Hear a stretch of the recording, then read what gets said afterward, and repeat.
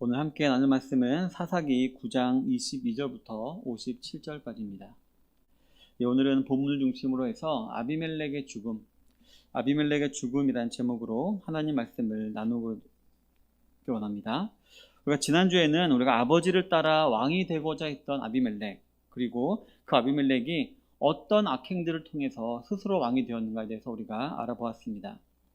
이스라엘의 왕이 세워지는 것은 하나님의 뜻도 아니었고요. 더욱이 아비멜렉이라는 자는 왕이 될 만한 자질도 없는 자였기 때문에 그 어디에도 하나님의 계시 같은 것은 없었습니다. 그렇기 때문에 아비멜렉은 억지로 왕이 되기 위해서 온갖 불법적이면서도 잔인한 행동들, 그리고 애처로울 정도의 모방적인 행동을 통해서 억지로 왕으로 이렇게 세워질 수밖에 없었습니다. 그리고 요담의 나무 우화를 통해서 결국 그가 어떤 결말을 당하게 될지도 우리가 어렴풋이 알아보았습니다. 오늘 본문을 보면 그 아비멜렉의 결말이 다소 빠르게 찾아온 것을 우리가 알 수가 있는데요. 22절을 보면 아비멜렉이 이스라엘을 다스린 지 3년에 라고 했습니다. 요담이 하나님께 요청했던 신정심판은 이제 아비멜렉이 왕의 권세를 누리기 시작한 지 얼마 되지 않아 이제 현실이 되려고 했던 것이었습니다. 이 3년 동안 이 아비멜렉이 다스렸다라는 것은요, 사사기에 기록된 그 어느 이방인들의 억압이나 사사들의 통치 기간보다 짧은 것임을 우리가 알 수가 있는데요. 이를 통해서 하나님께서는 이 경건하지 못한 아비멜렉과 그리고 오늘 하나님의 심판을 당하는 세겜의 연합을 도저히 참을 수 없으셨음을 우리가 알 수가 있습니다.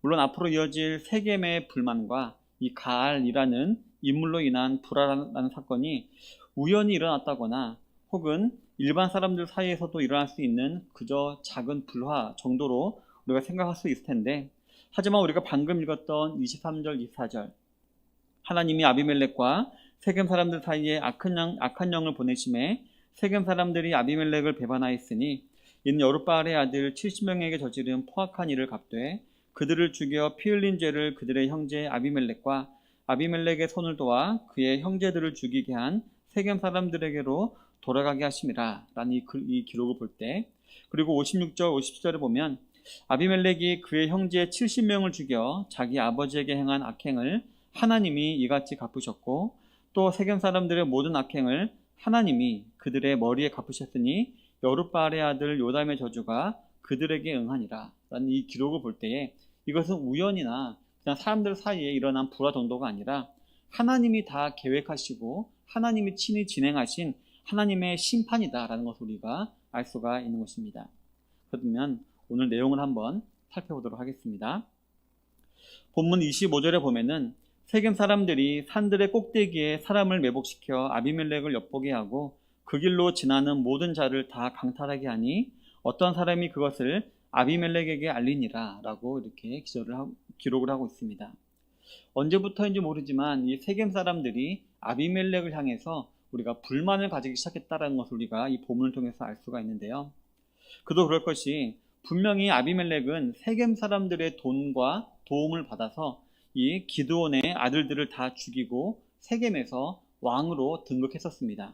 그런데 지금 3년이 지난 지금 이 아비멜렉은 이 세겜에 없습니다. 세겜에 없고 아버지의 마을이었던 오브라에 가서 지금도 거기서 왕노릇을 하고 있는 것이었습니다.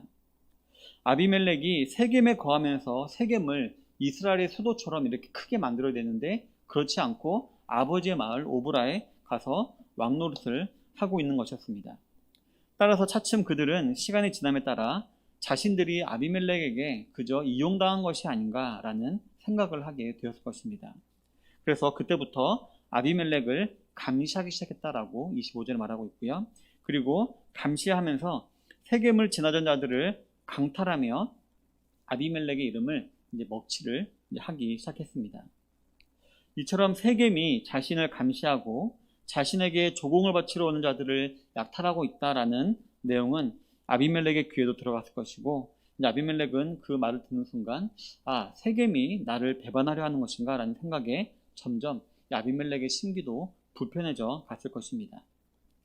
이러던 와중에 에벳의 아들 가알이라는 인물이 등장하게 됩니다. 본문 26절에 보면 에벳의 아들 가알이 그의 형제와 더불어 세겜에 이르니 세겜 사람들이 그를 신뢰하니라 라고 기록을 하고 있습니다. 이 갈이라는 자의 이름의 뜻이 참 의미심장한데요. 이 갈이라는 이름의 뜻이 싫다, 역겹다, 버리다 이런 의미를 가지고 있다고 합니다.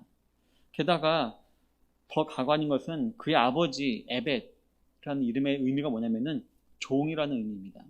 한마디로 종의 아들, 버린 자 이런 의미를 갖고 있는데요. 다르게 해석해 보면 역겨운 종의 아들이지만 싫어서 버림을 받은 자 정도로 해석할 수가 있는 것입니다. 따라서 이 에벳의 아들 갈이었다라는 이 말 자체가, 이름 자체가 정말 상대할 필요가 없는 미천한 혈통에 힘도 없는 그 하루 인생을 살아가는 자라는 것을 우리가 이 이름을 통해서 알 수가 있는 것입니다. 쉽게 말하면 동네 양아치 정도로 이제 우리가 생각하면 될 거고요. 어울리면 어울릴수록 오히려 우리에게 손해가 되는 그런 종류의 사람이라는 것을 우리가 이름을 통해서 알 수가 있는 것입니다. 근데 이러한 자를 세겜 사람들이 신뢰했다라고 본문은 말하고 있습니다. 마치 우리가 9장 첫 전반부에 보면은 아비멜렉이 갑자기 나타나죠. 아비멜렉이 갑자기 나타나서 우리 어머니가 세겜 사람이다. 또 내가 너의 왕이 되겠다라고 했을 때 세겜 사람들이 별 거부감 없이 그 요구를 들어줬던 것과 똑같이 이번에도 세겜 사람들은 그저 자신의 그 가려운 데를 긁어주고 또 했던 그런 가알과 그 형제들의 무리를 신뢰하고 그들과 연합을 하기로 했던 것이었습니다. 아마 27절부터 29절의 내용이 세겜 사람들의 가려운 부분을 긁어주는 가알의 그런 어떤 행동에 대한 내용일 것인데요. 먼저 27절에 보면 그들이 포도를 거두어 포도주를 만들어 연회를 베풀고 그들의 신당, 즉 바알브리 신전에 가서 아비멜렉을 저주했다라고 했습니다.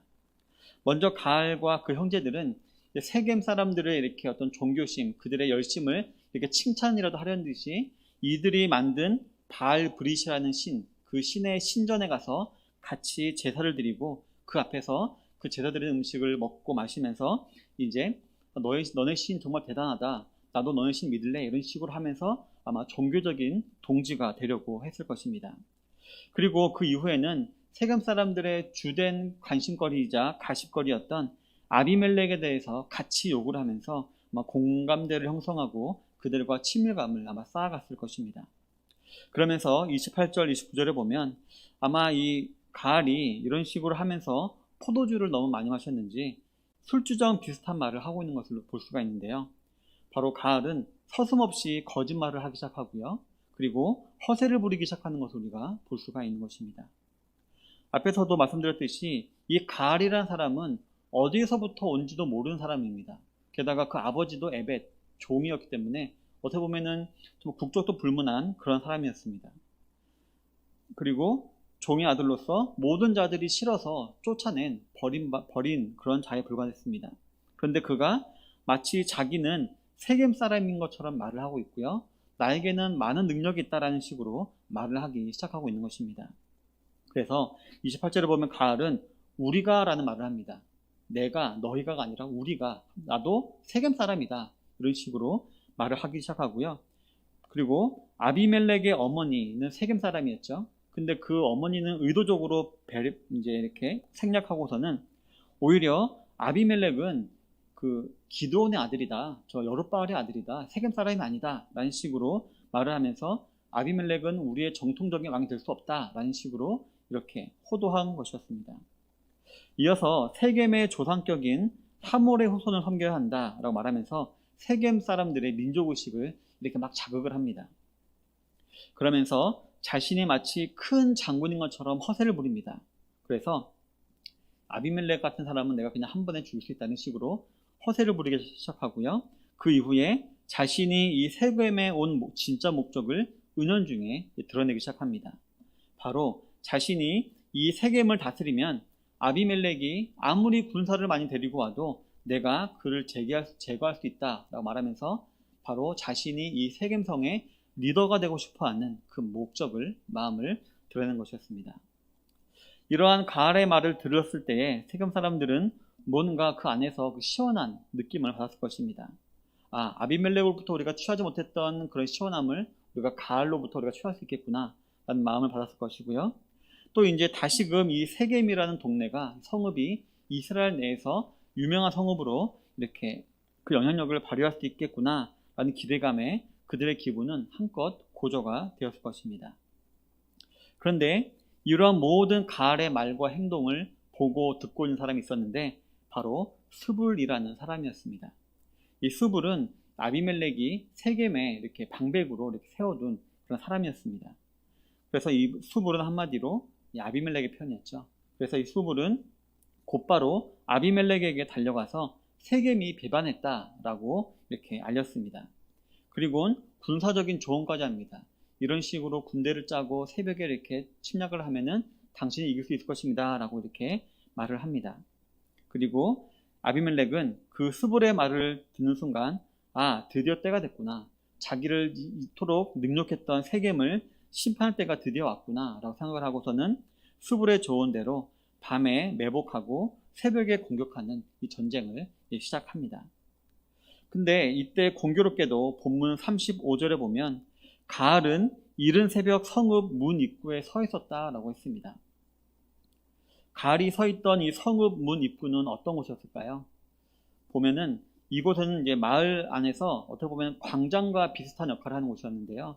그래서 여기서 재판이 벌어지기도 하고 중요한 공동체적인 일들을 이제 벌어지는 회의하는 그런 자리로서 소위 권력의 자리를 상징했다라고 합니다.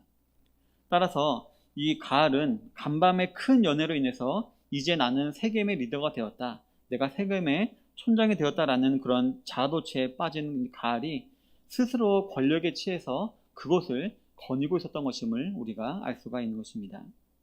그런데 그런 가알이 저 멀리서 보니까 어떤 진격해오는 사람들이 보이는 것 같습니다. 그래서 심상치 않음을 느끼고 옆에 있는 스불에게 말합니다.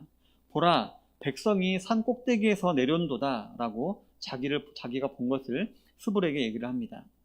그러자 스불은 마치 가알을 조롱이라도 하는 듯이 아니다, 네가 지금 산 그림자를 잘못 본 거다 라고 이렇게 말하면서 그를 속입니다. 근데 참 어리석은 가알은 또 그 말을 곧이곧대로 믿습니다. 그래서 아무런 군사적인 조치를 취하지 않았습니다. 그런데 아무래도 이상함을 느꼈던 듯 합니다. 그래서 37절에 보면 가알은 다시 말합니다. 아니다, 봐라, 지금 백성이 밭 가운데를 따라 내려오고 또 한때는 무호님 상수리 나무 길을 따라오는도다 라고 이렇게 스불에게 말을 합니다. 그제서야 이제 스불은 본색을 드러내면서 말을 합니다. 야, 네가 업신여기던 아비멜렉과 그의 백성이 지금 오고 있다. 그러니 빨리 가서 싸워봐라. 이런 식으로 말을 합니다.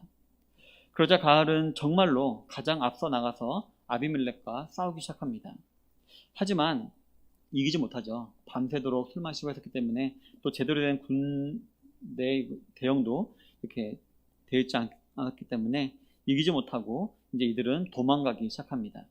그리고 스불은 도망을 쳐서 다시 이제 세겜성으로 돌아가려고 하지만 그 아비멜렉의 그런 군사들과 스불, 그 성에 남아있던 스불이 입구를 막고 가알로 하여금 못 들어오게 합니다. 그래서 가알은 그 길로 이제 다른 곳으로 도망을 가게 됩니다. 이처럼 가알의 반역은 하룻밤의 꿈처럼 정말 허무하게 끝나버리고 만 것이었습니다. 말만 번지르르 했던 가알은 이렇게 세겜과 아비멜렉만 이렇게 갈라치게 하고서는 이렇게 사라지고 만 것이었습니다. 성도 여러분, 만약 아비멜렉이 진실로 왕이 되고 싶었고 또 왕처럼 행하려 했다면 여기서 그쳐야 했을 것입니다. 그냥 따끔하게 이렇게 가알만 혼내주고 이렇게 그치고, 또 비록 세겜이 자기를 배반했을지라도 넓은 마음으로 그들을 품어주었다면 아마 아비멜렉의 시대가 조금 더 길었을지도 모르겠습니다. 하지만 아비멜렉은 그 복수심에 불탄 자기의 감정을 절제하지 못했습니다. 마치 아버지 기드온이 그랬듯이 아버지 기드온이 전쟁에서 승리하고 난 다음에 개인적인 어머니와 형제들의 이제 복수를 갚기 위해서 이 미디안 사람들을 다 죽였듯이 이 아비멜렉 역시 개인의 복수를 위해서 폭주했고요. 그러다 보니 동족을 죽이는데도 아무런 거리낌이 없었습니다. 42절에 보면 세겜 사람들은 이제 가알도 도망가고 아비멜렉도 이제 돌아간 것처럼 보이자 다시 이제 일상으로 돌아가려고 합니다. 그래서 아침 일찍 나와서 이제 포도원에 가서 일을 하기 시작합니다. 그런데 그때는 이미 아비멜렉이 자신의 새 부대를 근처에다 매복을 시킨 상태였습니다. 따라서 본문에 보니까 누군가가 세겜 사람들이 나왔다라는 사실을 알리자 아비멜렉은 곧바로 한 부대는 세겜 성문을 막고 나머지 두 부대로 이렇게 포위를 해서 일하러 나온 사람들을 다 죽여버리고 맙니다. 이를 통해서 아비멜렉이 얼마나 잔혹하고 인정사정이 없는 포악한 사람인지를 다시 한번 확인할 수가 있습니다. 이미 이전에 이 아비멜렉은 왕이 되기 위해서 한 바위 위에서 자신의 형제 70명을 다 죽이지 않았습니까? 이것처럼 이런 잔혹한 아비멜렉은 자기를 배반했다는 이유로 필요 이상의 잔인함으로 그들을 보복하는 것을 우리가 볼 수가 있는 것입니다. 더 나아가 아비멜렉은 그곳에 소금을 뿌렸다라고 했습니다. 한마디로 다시는 그곳에서 농사를 짓거나 포도 농사를 못 짓도록 막아버린 것이었습니다. 이 사실을 알게 된 세겜 사람들은 이제 자신들이 아비멜렉을 대항할 수 없음을 깨닫고 자기들이 만들어 놓은 최후의 보루인 세겜 망대로 도망가게 됩니다. 하지만 아비멜렉은 솔선수범해서 근처 산으로 가서 나무를 해옵니다. 그리고 너희들도 다 이렇게 나무를 해와라 라고 시킨 다음에 그 나무를 그 보루 위에 쏟고 불로 다 태웁니다. 그래서 이때 세겜 사람들 남녀 약 1000명이 죽었다라고 성경은 기록하고 있습니다. 가시나무에서 나오는 불이 너희를 살을 것이다 라는 요담의 예언대로 세겜 사람들은 가시나무인 아비멜렉으로 인해서 다 불에 타서 죽고 만 것이었습니다.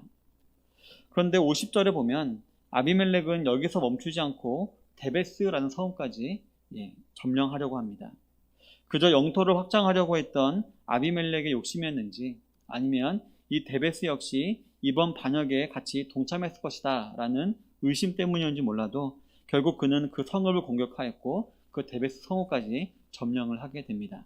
그런데 안타깝게도 이 데베스는 결국 아비멜렉의 묘지가 되고 맙니다. 아비멜렉을 통해서 세겜을 심판하신 하나님께서는 이 데베스의 한 여인을 통해서 아비멜렉 역시 심판하셨던 것이었습니다. 그 모습을 본 아비멜렉은 세겜에서 심판했던 것이었습니다. 아비멜렉이 이렇게 데베스로 쳐들어가자 이제 데베스 백성들은 세겜 사람들이 그랬듯이 망대로 올라가서 최후의 결전을 준비합니다. 그 모습을 본 아비멜렉은 똑같네, 세겜과 똑같네 라는 생각을 가지고 똑같이 나무를 해와서 불로 태워서 이제 그들을 다 태워 죽이려고 합니다. 그래서 이제 아비멜렉은 이번에도 솔선수범을 해서 나무를 들고 망대의 문으로 갔습니다. 그런데 그때 어떠한 여인이 자기 나름대로 싸우려고 맷돌 윗짝을 가지고 그 망대에 올라가 있었습니다. 그리고 그저 우연히 던진 그 맷돌 윗짝이 아비멜렉의 머리에 맞게 되어서 아비멜렉은 그만 죽게 되고 만 것이었습니다.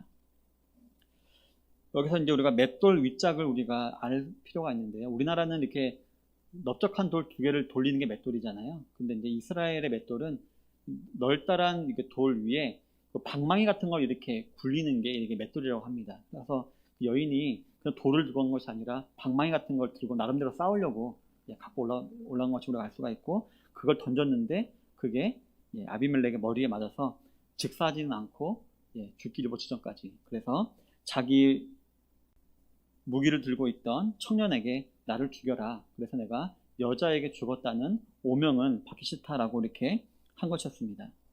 하지만 아비멜렉이 이 이름 모를 여인에게 죽었다는 것은 성경과 역사가 증명을 하고 있습니다.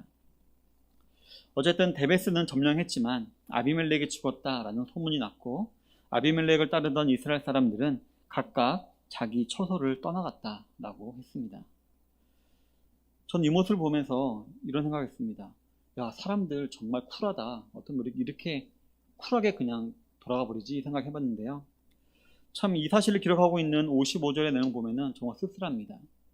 아비멜렉이 죽었는데, 지금과 3년 동안 왕으로 이제 삼았던 이 아비멜렉이 죽었는데, 아비멜렉의 죽음을 슬퍼했다거나 안타까워했다거나 하는 반응은 그 어디에도 없고요. 또 아비멜렉이 죽어서 어디에 묻혔다라는 이런 기록도 하나도 없는 것입니다. 따라서 이 55절의 내용을 보면은 마치 그냥 마땅히 죽을 자가 죽었다라는 그런 인상을 주고 있는 것입니다. 그러면서 이 사사기의 저자는 이 모든 사건을 이렇게 정리합니다. 본문 56절로 57절에 보면 아비멜렉이 그의 형제 70명을 죽여 자기 아버지에게 행한 악행을 하나님이 이같이 갚으셨고 또 세겜 사람들의 모든 악행을 하나님이 그들의 머리에 갚으셨으니 여룻바알의 아들 요담의 저주가 그들에게 응하니라 라고 이렇게 정리를 하고 있습니다. 바로 이 모든 것이 하나님의 심판이었다라고 말하고 있는 것입니다. 아비멜렉과 세겜이 전쟁을 하였지만 그 어느 쪽도 선이 아니었습니다. 그저 악한 자와 더 악한 자의 싸움이었을 뿐이었던 것입니다. 기드온과 300군사의 전장에서 하나님의 백성을 괴롭힌 미디안과 동방 사람들이 자기들끼리 치고받고 싸우다가 다 죽었듯이 이스라엘 백성들이었지만 이방 민족보다 더 악했던 이스라엘 민족들이 이렇게 아비멜렉과 세겜이 서로 싸우다가 서로를 심판한 격이 된 것이었습니다. 우리 사랑하는 성도 여러분, 아비멜렉은 사사도 아니었습니다. 그리고 전혀 선한 인물도 아니었습니다. 하나님의 자리에 앉으려 했고 하나님 자리에 앉아서 하나님을 대적했던 악인이었을 뿐입니다. 그리고 세겜 역시 왕이신 하나님을 버리고 자신들 나름대로 바알브릿 또 엘브릿이라는 우상을 만들어서 섬기던 악한 민족일 뿐이었습니다. 그런데 가만히 보면 이 9장 전체에 걸쳐서 이렇게 아비멜렉과 세겜의 전쟁에 대해서 그리고 다른 전쟁 같은 경우는 그냥 사사가 이겼더라 이렇게 기록만 되어 있는데 왜 이렇게 아비멜렉과 세겜의 전쟁에 대해서는 어떤 전쟁보다 자세하게 이렇게 기록을 하고 있는 것일까요? 이것은 저희들에게 아주 중요한 진리를 알려주시려는 하나님의 뜻인 줄로 압니다. 바로 하나님께서 침묵하고 계시다고 해서 일하시지 않는 것은 아니다라는 것입니다. 하나님은 자신을 무시하고 이스라엘의 왕이 되려 한 아비멜렉의 죄악과 또 이를 도운 세겜을 절대로 그냥 놔두지 않으시고 그들 모두를 벌하시기 위해서 계속해서 역사하셨는데 그 모든 것이 이 9절에 다 기록이 되어 있는 것, 9장에 기록되어 있는 것입니다. 22절에 기록되어 있듯이 3년이라는 시간이 지나 하나님의 때가 되자 하나님께서는 일을 하시기 시작했던 것이었습니다. 그래서 먼저 하신 일이 악한 영을 보내셨다라고 했습니다. 이 말은 하나님께서 진짜로 악한 영을 보내어서 죄를 도장하셨다라는 의미가 아니고요. 그동안 하나님께서 은혜로 억제하고 계시던 악한 영의 역사를 이제 허용하셨다라는 의미가 되는 것입니다. 현대에서도 보면은 하나님께서는 공중의 권세를 사탄에게 주시어서 그들이 우는 사자와 같이 삼킬자를 찾으며 두루 다니도록 이렇게 허용하신 것과 같은 것입니다. 따라서 이러한 사실을 아는 진실한 성도라면 우리는 항상 말씀으로 우리의 소위를 돌아볼 줄 알아야 하고요. 또 쉬지 않는 기도로 하나님의 도우심을 구하며 악한 영의 역사를 이겨나가야 하는 것입니다. 어쨌든 본문으로 돌아와서 하나님께서 부리시는 그 악한 영은 이 가알이라는 존재로 형상화가 됩니다. 이 악한 영은 가알이라는 미천한 자의 이간질로 아비멜렉과 세겜을 이렇게 망하게 한 것이었습니다. 다시 한번 말씀드리지만 이 가알이라는 자는 그 이름답게 모든 자들이 싫어버린 미천하고 보잘것없는 그런 사람이었습니다.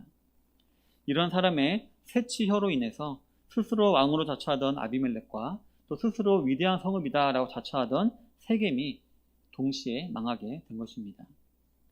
그런데 이 가알이라는 존재가 참 의미심장합니다. 이 가알이라는 사람을 통해서 우리는 우리의 실존을 볼 수가 있는 것입니다.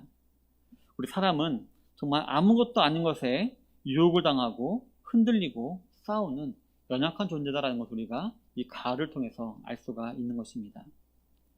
성도 여러분, 실제로 우리가 이 땅에 살아가면서 갖게 되는 여러 가지 욕심이나 두려움 같은 것들이 있죠. 없을 수가 없습니다. 그런데 이러한 것들은 우리가 한낱 보잘것없는 것에 불과합니다. 그런데 우리는 자주자주 그러한 것에 휘둘려서 또 망하지 않을지라도 성도로서 당하지 않아도 될 곤욕을 당할 때가 참 많이 있는 것입니다. 쓸데없는 욕심과 쓸데없는 두려움으로 성도답지 못한 행동할 때가 많이 있다는 것입니다. 그리고 우리가 휘둘리기 가장 쉬운 것이 바로 내가 만들어 놓은 보루입니다. 오늘 본문에 보면 이 세겜과 데베스는 강력한 보루를 만들어서 세워놓고 이것이 자기들의 생명을 보호할 것이다. 자기들을 이렇게 살려줄 것이다 라고 생각했습니다. 그리고 더 나아가 세겜은 바알브릿이라는 신에서 만족하지 못하고 엘브릿이라는 신전을 만들어 놓고 그곳에서 자신들의 평안을 연명하고자 했습니다. 알다시피 이 바알브릿이라는 말은 언약의 주, 그리고 엘브릿은 언약의 하나님, 이런 식으로 가짜 이름을 이렇게 만들어가면서 자기 나름대로의 그런 우상을 만들고 그 우상을 통해서 종교적인 평안을 얻고자 했던 것이었습니다. 이것은 우리가 만들어 놓은 사회적 지위와 재산, 그리고 지금까지 해온 신앙생활이 어느새 우상이 되어서 그런 것들이 자신도 모르는 사이에 이제 우상이 되어서 우리가 그런 것들을 의지할 때가 많아진다라는 의미입니다. 마음은 없지만 그저 반복적으로 하는 신앙생활, 내가 이렇게 놓은 여러 가지 것들, 또 내가 그동안 경험으로 쌓아놓은 여러 지식들이 어느새 우상이 될 때가 참 많이 있다는 것입니다. 그래서 이런 것들을 통해서 자기 자신을 왕처럼 여기고, 그래서 자기가 판단하고 자기가 분별하고 자기가 영광을 받으려 하는 등 자기 마음대로 행하기가 참 쉬운 존재가 저와 여러분들 같은 일반 사람들이라는 것입니다. 성도 여러분, 한번 고린도전서 3장 10절로 15절 한번 다 같이 읽어보도록 하겠습니다. 제가 이렇게 화면 만들었는데요. 우리 고린도전서 3장 10절부터 15절 한번 다 같이 읽어보도록 하겠습니다. 시작. 내게 주신 하나님의 은혜를 따라 내가 지혜로운 건축자와 같이 터를 닦아둠에 다른 이가 그 위에 세우나 그러나 각각 어떻게 그 위에 세울까를 조심할지니라. 이 닦아둔 것 외에 능히 다른 터를 닦아둘 자가 없으니 이 터는 곧 예수 그리스도라. 만일 누구든지 금이나 은이나 보석이나 나무나 풀이나 짚으로 이 터 위에 세우면 각 사람의 공적이 나타날 터인데 그날이 공적을 밝히리니 이는 불로 나타내고 그 불이 각 사람의 공적이 어떠한 것을 시험할 것임이라. 만일 누구든지 그 위에 세운 공적이 그대로 있으면 상을 받고 누구든지 그 공적이 불에 타면 해를 받으리니 그러나 자신은 구원을 받되 불 가운데서 받은 것 같으리라. 아멘. 저는 이 말씀을 이렇게 묵상할 때마다 참 두려운 마음이 드는데요. 그날이 분명히 있습니다. 주님께서 재림하시거나 우리가 죽어서 하나님 앞에 우리가 서게 되는 그날이 분명히 있습니다. 그때 정말 우리가 이 땅에 살아가면서 우리가 어떤 것을 의지하면서 신앙생활을 했는지가 확연히 드러난다는 것입니다. 우리가 이 땅의 재산이나 명예나 또 이 땅의 내 힘이나 다른 것들을 이 본문에 보면은 금, 은, 보석, 나무, 풀, 집 이렇게 표현되어 있는데 이런 것들을 의지해서 신앙생활을 했다면은 하나님 앞에 갔을 때 불로 다 태워서 없어지게 될 것이고 우리의 어떤 기반은 마치 없는 것처럼 느껴질 것입니다. 하지만 우리가 이 터 위에 믿음으로 우리가 세우면은 그것이 분명히 우리가 이렇게 하나님께 인정받게 되어지는 것이 된다는 것입니다. 우리가 이 땅에서 어떻게 행하였는지는 마지막 날에 분명히 밝히 드러나게 되어 있습니다. 그렇기 때문에 우리 성도 여러분들은 오늘 이 고린도전서 3장 10절부터 15절 말씀을 읽으면서 항상 이렇게 다짐해야 할 줄로 믿습니다. 나는 항상 나의 왕자를 하나님께 드리고 그분을 섬기며 살아가기를 힘써야겠다라고 다짐을 해야 할 것입니다. 그럴 때 우리는 진정 지혜로운 성도가 되는 것입니다. 우리 한번 고린도전서 3장 18절 19절 한번 다 같이 또 읽어보도록 하겠습니다. 시작. 아무도 자신을 속이지 말라. 너희 중에 누구든지 이 세상에 지혜 있는 줄로 생각하거든 어리석은 자가 되라. 그리하여야 지혜로운 자가 되리라. 이 세상 지혜는 하나님께 어리석은 것이니 기록된 바 하나님은 지혜 있는 자들로 하여금 자기 꾀에 빠지게 하시느니라 하였고. 아멘. 이렇게 기록하고 있듯이 저와 여러분들은 절대로 자기 자신을 속여서는 안 될 것입니다. 그리고 자기 꾀에 빠져서도 안 될 것입니다. 그리고 이 세상에 지혜가 있는 줄로 생각해서도 안 될 것입니다. 저와 여러분들은 오직 유일한 왕이신 하나님만을 신뢰하고 그분께 모든 영광을 올려드리기를 힘쓰는 성도님들이 다 되셔야 할 줄로 믿습니다. 우리가 이런 사실을 만약 잊어버리고 이 바쁜 세상을 살아가다 보면 우리는 점점 아비멜렉과 같이 되어질 것입니다.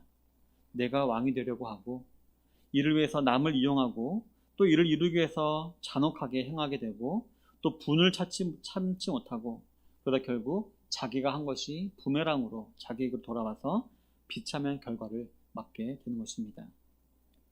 성도 여러분, 오늘 그 사사도 그 뭣도 아닌 아비멜렉을 등장시키셔서 저와 여러분들에게 알려주시고자 하시는 하나님 말씀을 한번 깊이 상고해 보시는 성도님들이 되시기를 바랍니다. 그래서 내 주위에 이 세상에 내가 왕이 될 것을 부추기는 것이 무엇이나 한번 곰곰이 생각해 보시기 바라고요.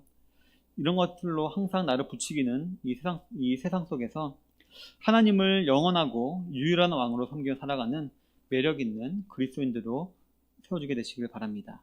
그래서 우리 성도님들이 정말 아비멜렉이 아니라 정말 그냥 이 성경에 나온 아비멜렉이 아니라 진짜로 내 왕은 하나님이시다 라고 이렇게 모든 사람들이 알 수 있도록 이렇게 선한 영향력을 끼치며 살아가시는 모든 좋은 시작교회 성도님들이 다 되시기를 주님의 이름으로 축원합니다.